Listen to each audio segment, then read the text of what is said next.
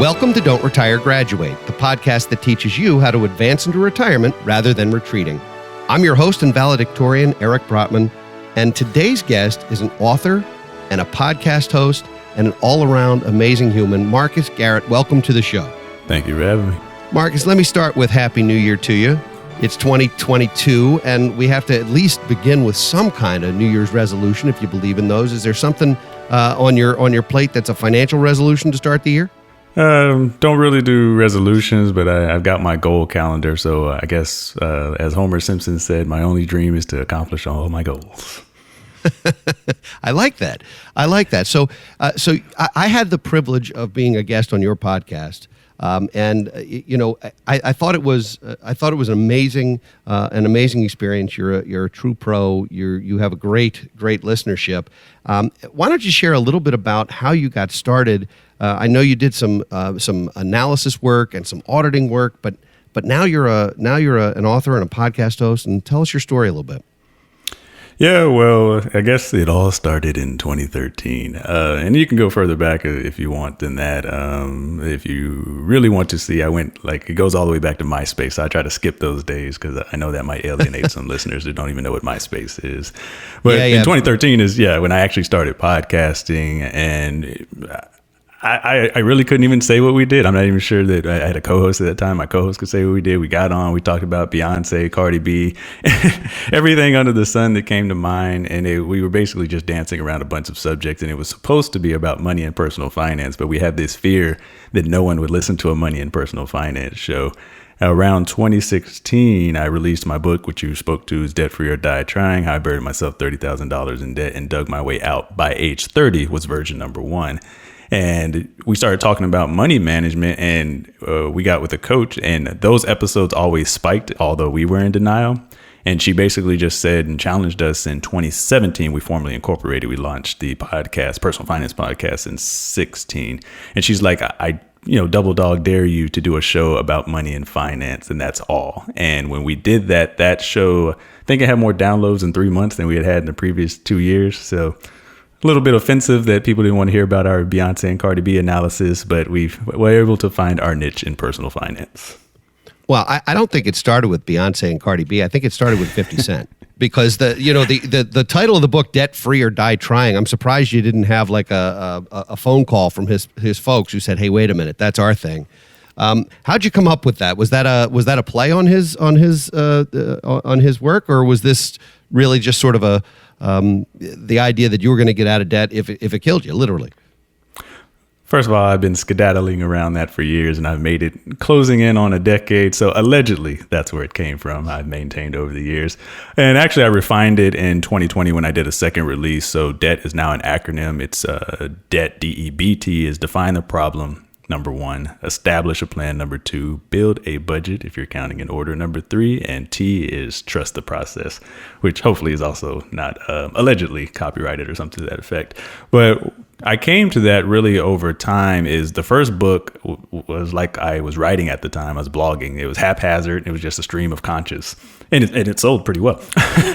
And the second book is more organized around putting an actual system and plan together. And that's what I focus on. As you said, my actual career and day job I've been doing for probably longer than 15 years now is I'm an auditor.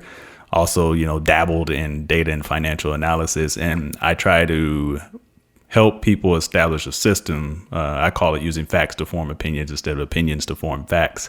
Because a lot of people, they only like the facts that support the opinion they already have. And so I'm always asking, where's the data? And, looking at social media, I just noticed that a lot of people were social media rich and bank account broke when I talked to them behind the scenes.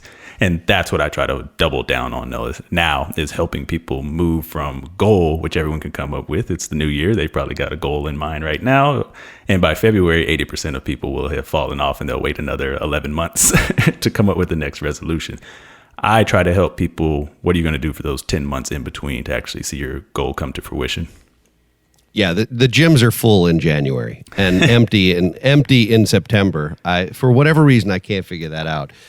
Mystery. So you're from Texas, and when you talk about being social media rich and bank account poor, I believe in Texas that's called big hat, no cattle. Yeah. Is that so? I appreciate that.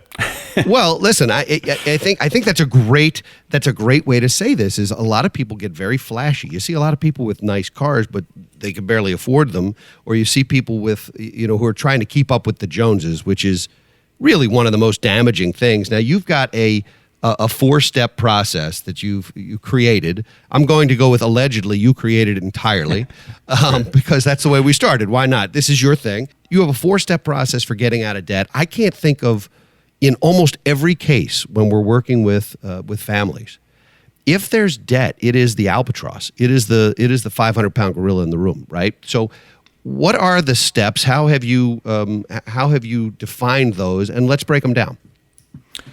The first step for me, and it goes back to building a system, was defining the problem. And when I was in debt, so I got most of my debt at age 22 from college, like most people, but I also had 3 credit cards. About 80%, I want to say, of my parents would say 100% if I hadn't transferred schools. About 80% of my public education was covered between my parents' funding and small scholarships that I had gotten. And in Texas, they have what they used to call a Texas Tomorrow Fund. I say used to because it went bankrupt. But effectively, the theory behind it was you could buy credits at present day cost, and then you could go to school with that locked in rate. So for those of you who know that college costs increase 400 to 600%, you can do the math at home. You're probably not, miffed by why it went bankrupt.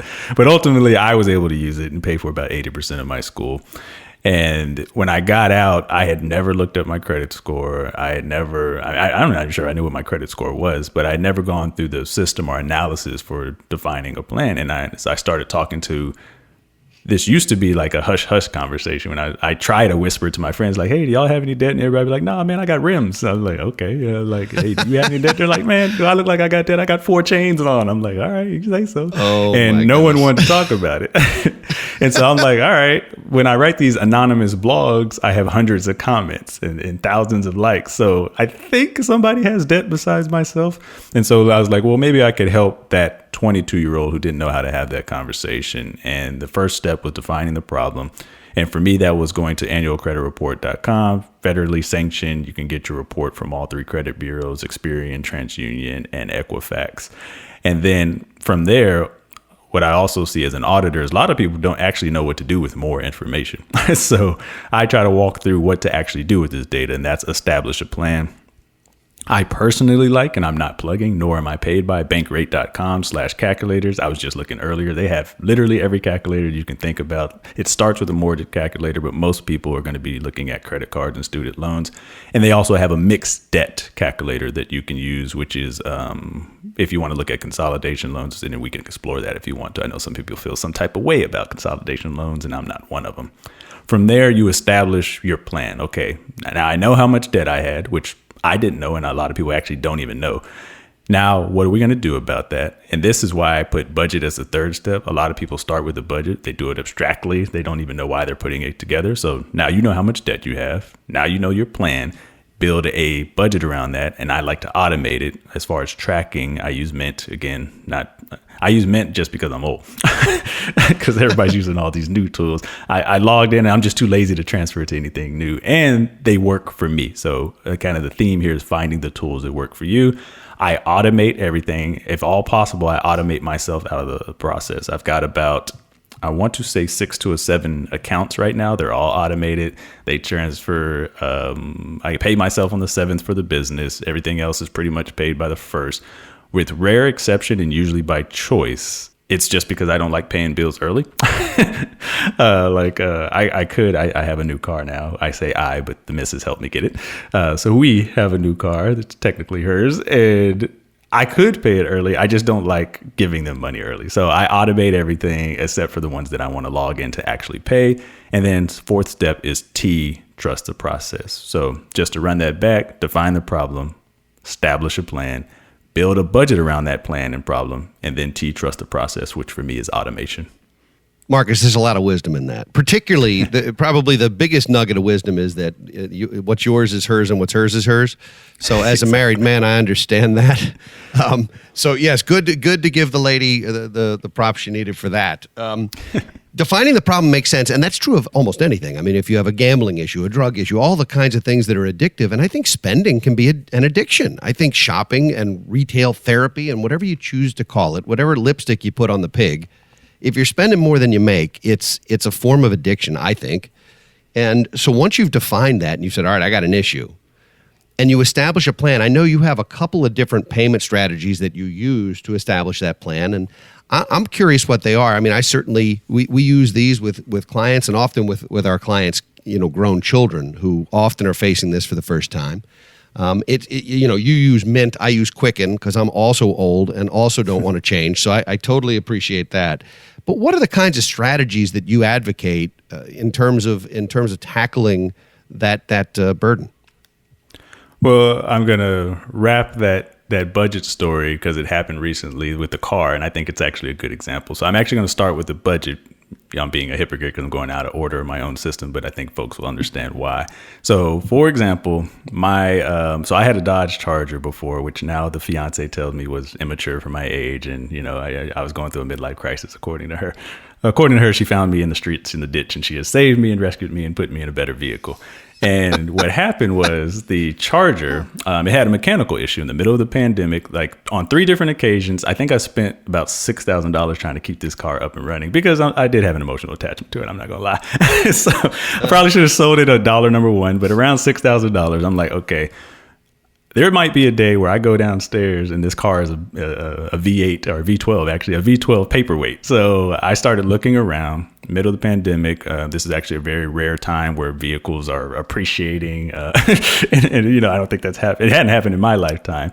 And so the car was actually, it held more value than it ever had. And really the only thing holding me back from selling it was the emotional attachment. So the last time I went in, I think the dealership felt so sorry for me. They're like, hey, we'll buy this car off of you. I was like, no, wow. You can't take my baby. Yeah, they offered me, I think, I want to say 18,000, but let's just say that for a number to work with. And I was like, no, it's my baby. They got it up and running again. I drove it home. I think it didn't start, whatever. And so I was like, okay, maybe I should seriously consider selling this car. So I tell the missus, who was overly thrilled that this vehicle's finally going away. I was planning to raise children in this car and hand it down to my grandchildren myself, but we had different emotional attachment. And she's like, well, why don't we get a luxury vehicle? 4-door SUV. First of all, I think she'd been doing analysis for 3 months, chestnut checker. So she's already got this all planned out, even though it's the first time I bring the conversation to her. And I'm like, we can't do that. We don't have the budget for it. Excuse. But really, it's emotional attachment. And I think this is what people go through. And I was talking to a friend about it who's been married 10 years longer than me. And he's like, why don't you get a certified pre-owned? You can fit that in your budget. She can get what she wants. It'll be a good vehicle. You get the personal finance. You can maintain your facade as a personal finance expert. And she can get the luxury vehicle she wants. Y'all can both walk away happy. I think you can get this in your price range that works for you. You can use your car look at your car not as an emotional attachment, but as the down payment towards this vehicle. You were paying on it anyway. And this car was actually paid off at that time. So don't see that as money gained or money lost. It was sunk anyway. And so long story short, or short story long, depending on how you feel about this, we were able to get that vehicle, and he was right. Went certified pre-owned, was able to find the price range that I liked and the vehicle that she liked, and come to a compromise on that. So both parties walked away happy. I'm still able to claim to be a personal finance expert. And, that would not have been possible without knowing my numbers. And in this case, I was debt free. I just, I didn't want to take any more on.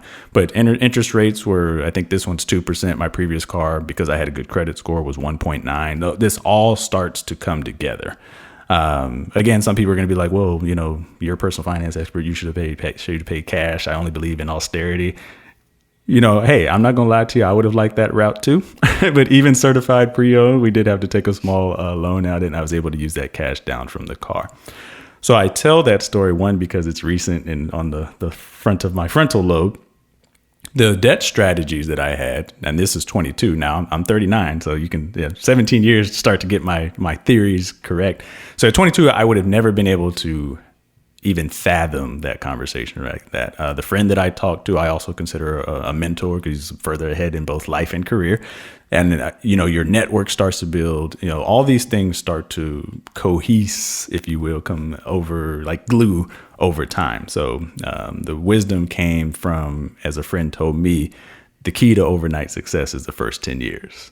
So I was able to be successful in getting this certified pre-owned vehicle because I paid off those debts and I entered this 4-step plan. That plan that you asked about, that's why I want to set the foundation, was step 1 is I used to just pay with whatever's left. Literally anything that was left after the money, I just started putting that towards the credit cards. I don't even think I had a snowball or an avalanche. It's just like, extra money is going to go towards my debt.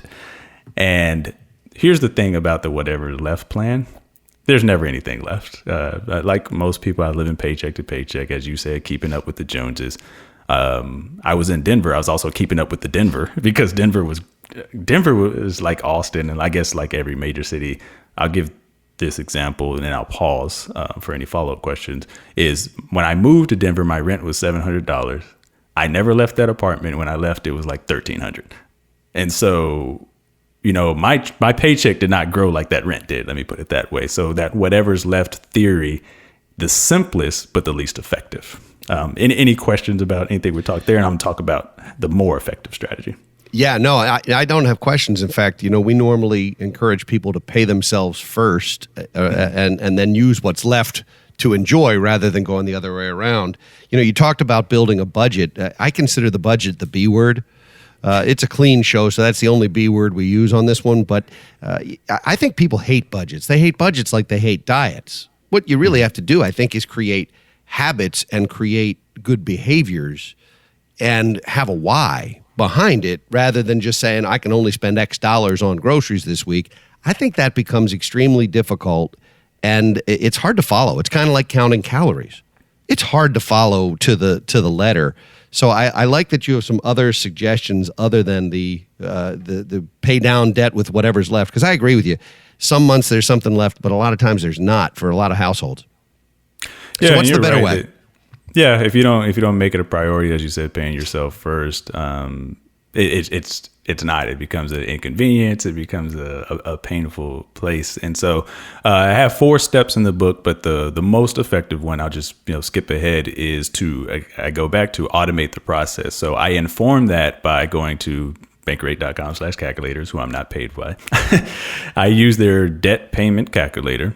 And I said, here's the time that I want to be out of debt. At that time, I was 27. And I was like, by 30, I want to be debt free. That was the goal. So that's the declaration. That's the New Year's resolution. I could have just stopped there. And many years before that, I had. But this was the first time I think at that time, dating me, I think I used a PDF. So I think I printed out that PDF of that plan, and it said, it's probably $750 a month or something like that for the next 3 years, 36 months. It'll tell you exactly how much you need to pay each month. And I automated that. I logged into my bank account and I said, every month, this is the amount of money that will go towards paying off this debt because it was a priority to me. And 2 things happened from there. A lot of people are going to be like, oh, I can't make that sacrifice. That's a step down, yada, yada, yada. The first 1 to 3 months were maybe painful because it is an adjustment. And then I forgot about it. I forgot about it so much that by the time that 36th month rolled around, and I would make lump sum payments, I would pay extra and over from time to time. I still followed that. If I had more money, I would pay towards it. But it's funny that people can always adjust to income increases, lifestyle inflation, but they think it's impossible to deflate and put a plan and system impossible. You'd be amazed what you'll adjust to. And I just adjusted to, this is now the money that I will live on. And when that 36th month came, my debt was paid off. And then I think in the 37th month, I just noticed that $750 back in my account. I was like, oh, that's weird. That's strange. I'm not used to seeing money left in there. That's suspicious, as Cardi B would say, going back to that. And I went and looked and my debt was paid off. And I remember I told, I have to say the girlfriend, but not the fiance. It was a girlfriend at that time. I was like, oh, my debt's paid off. And she's like, you mean that thing that you've been fighting and crying over for 36 months is paid off? I'm like, oh, yeah. I think it was like a Friday. And she's like, we should celebrate that. Like, we should do something. And like, that's the point. It had become such a natural occurrence to me. I didn't even think to celebrate it. It was just automated, and I had bought into trusting the process. Well, once you were debt free, she would agree to become your fiance. I mean, let's call it what it is. When you're in debt, it's very difficult to get someone to say yes, Marcus. You know. That's true. I mean, you're marrying somebody's credit score, not just her parents and her in-laws and what have you, but you're also marrying the credit score and their debts too. So, all right. Well, I like a lot of this. In fact, all of it makes good sense. The first book I wrote almost 15 years ago was called Debt Free for Life, and so we're kindred spirits in that regard. But I'm not sure that all debt is bad debt. So do you feel like it's incredibly important for your balance sheet to show a zero at all costs? Or do you feel there's some debts that are either forms of leverage or arbitrage or other opportunities where once you get out of your budgeting 1.0 and you get into your finance 2.0, that it does make sense to use debt potentially to create additional wealth? It's an excellent question, and I have to answer it two ways. The short answer is yes. But the problem for me was I didn't even have that mindset knowledge. You know, you don't know what you don't know at 20. So I was the debt-free by any cost. And I remembered, I looked back at that probably in my mid-30s by that time because, you know, I was excited to be out of debt. And, yeah, I paid off $30,000 in debt plus, you know, whatever that interest would have been over time, opportunity cost that I gained back. But now, or then I should say, mid-30s, I reflected back on how much of life I actually missed out. And probably even more now because we're in the middle of a pandemic. And it's like, man, you missed out on permanent events. Like I missed weddings. I missed out on, so I moved for a job so I could make more money. It was a 40% increase. I went from 50,000 to 70,000. Really enjoyed and loved that job. That's how I landed in Denver.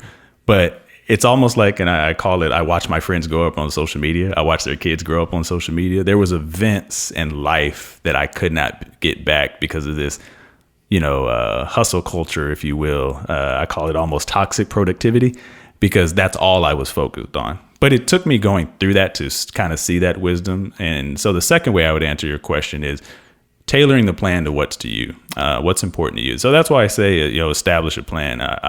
My current tagline now, because someone's working with me on marketing too, is like an auditor in your corner. And so it's, you know, because usually it's an auditor against you. It's, you know, what's important to you? Like I can't really answer that question. At 27, paying off all my debt by any means possible was what was important to me. It was my singular focus. I cut off cable. I cut my own hair. This is all literal things that I talk about in the book.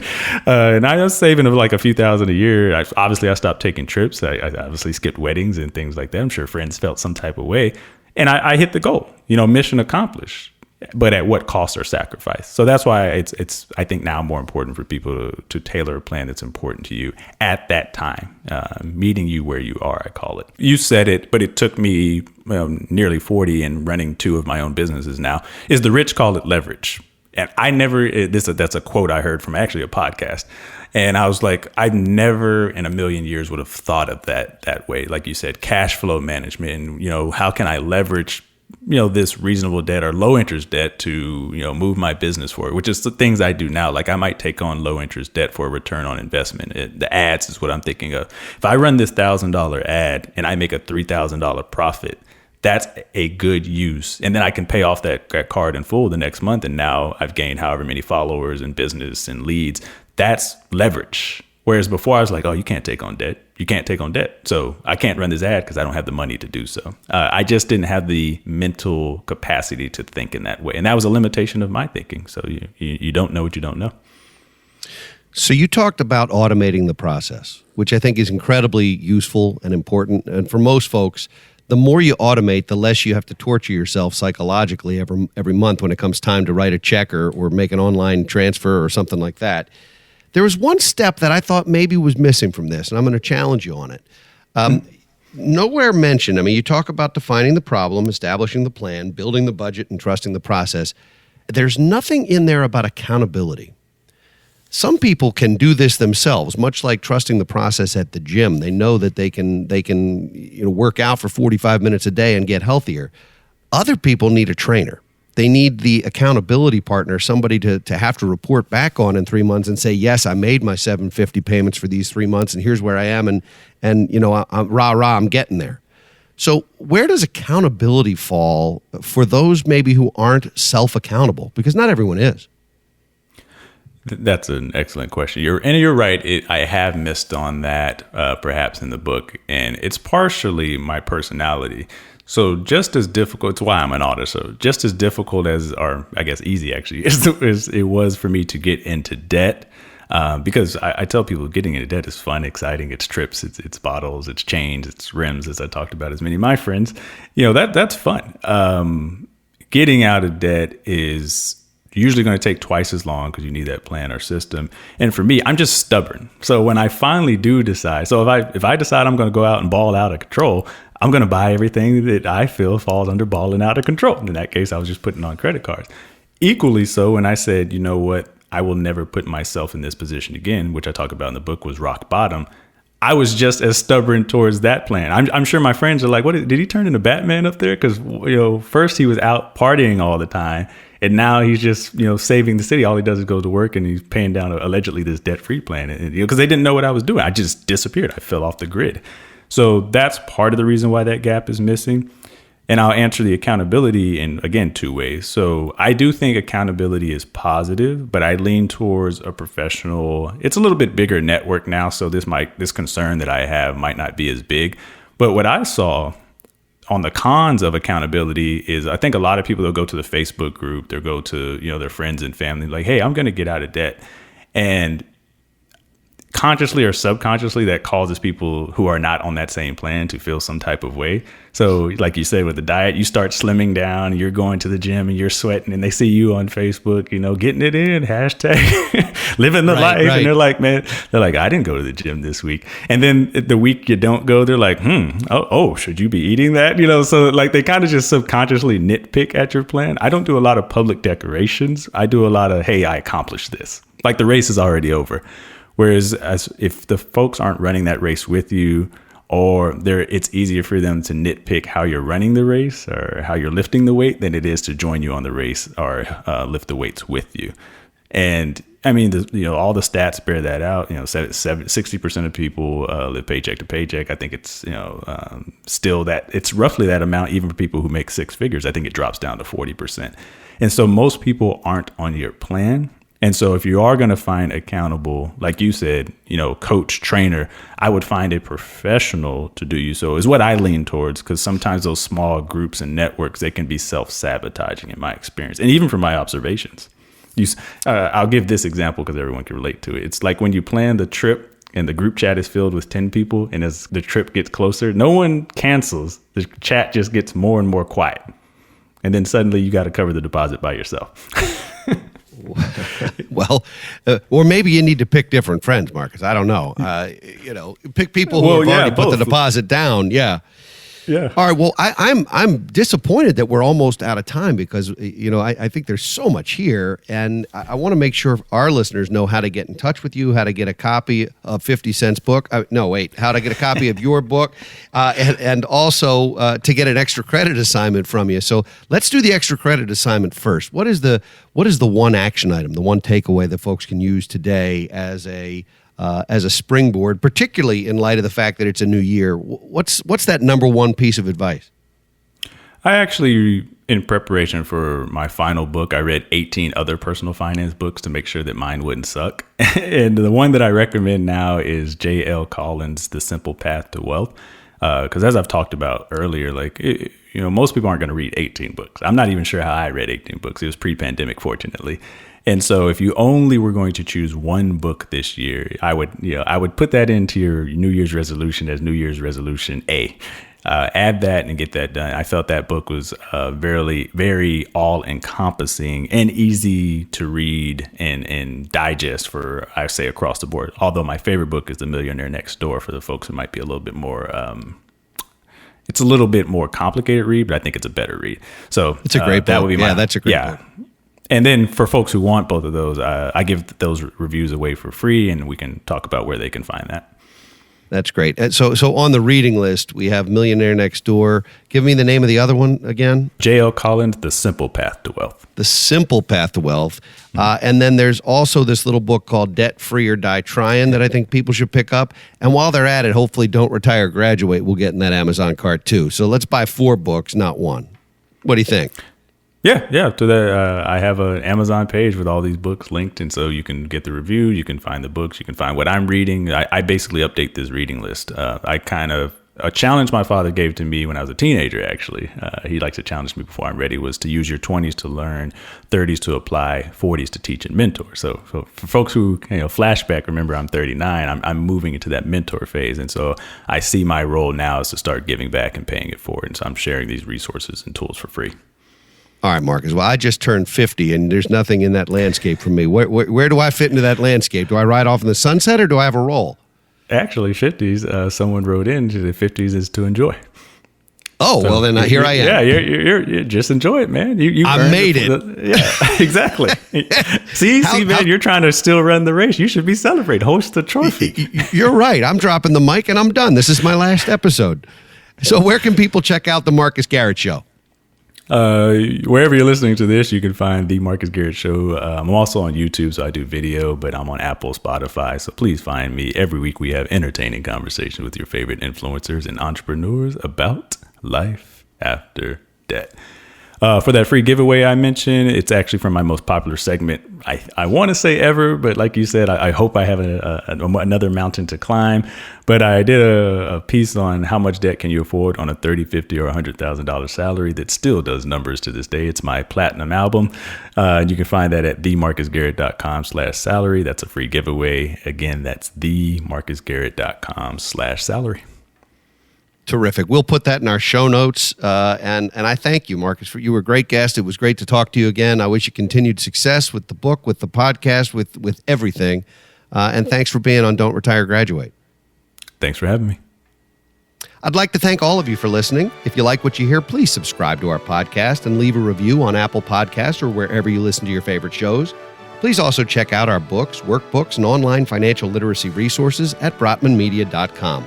We'll be back next week with another installment of Office Hours, and in 2 weeks with another engaging guest. For now, this is your host, Eric Brotman, reminding you, don't retire, graduate. From this day forward, let us begin changing the way we view retirement. Today, I implore you, don't retire, graduate. Visit our website at brotmanmedia.com to subscribe. And please like us and post comments on social media. Securities offered through Kestra Investment Services, LLC, Kestra IS, member FINRA SIPC. Investment advisory services offered through Kestra Advisory Services, LLC, Kestra AS, an affiliate of Kestra IS. Kestra IS or Kestra AS are not affiliated with Brotman Financial or any other entity discussed.